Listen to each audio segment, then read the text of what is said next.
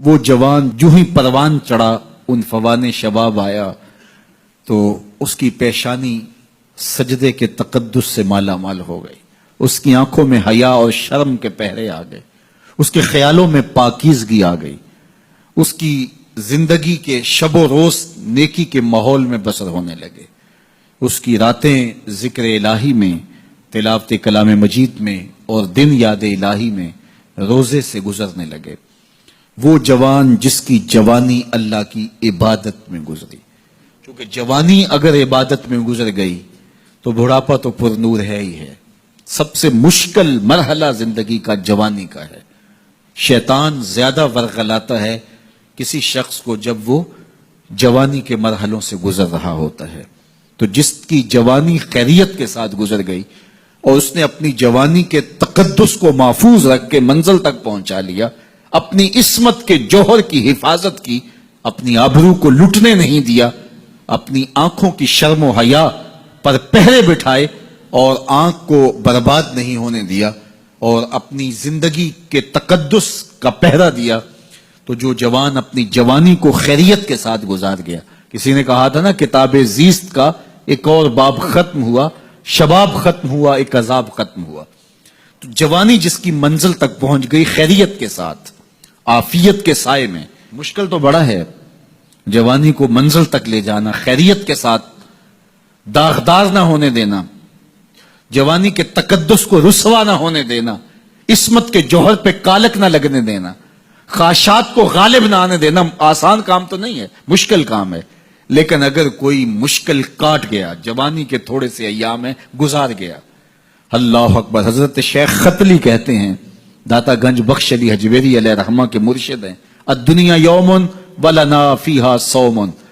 وہ کہتے ہیں دنیا ایک دن ہے، ہم روزہ رکھ کے گزار رہے ہیں۔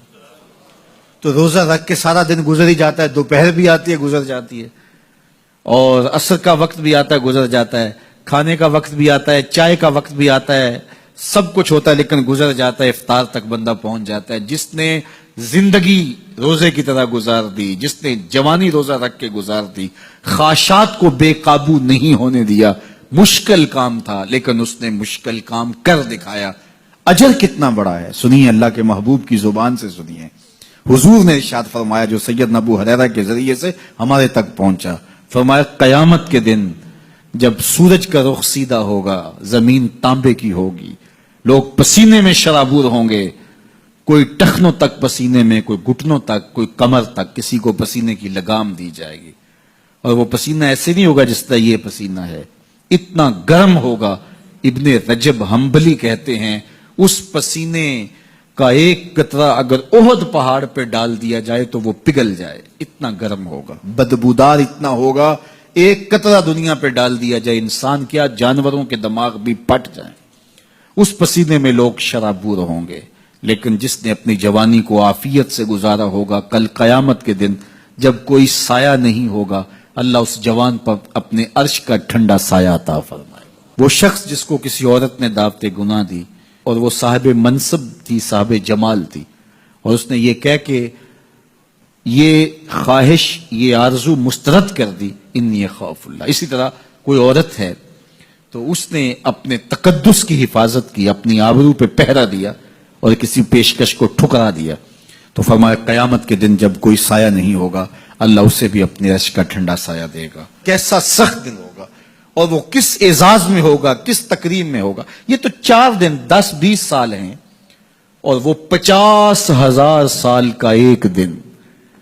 پھر اس کو اللہ کا شکر ادا کرنا ہوگا کہ اللہ تو نے کتنا کرم کیا میرے اوپر کہ میری جوانی خیریت اور عافیت سے گزری، اور آج اس کا تو کتنا بہتر صلہ مجھ کو دے رہا ہے۔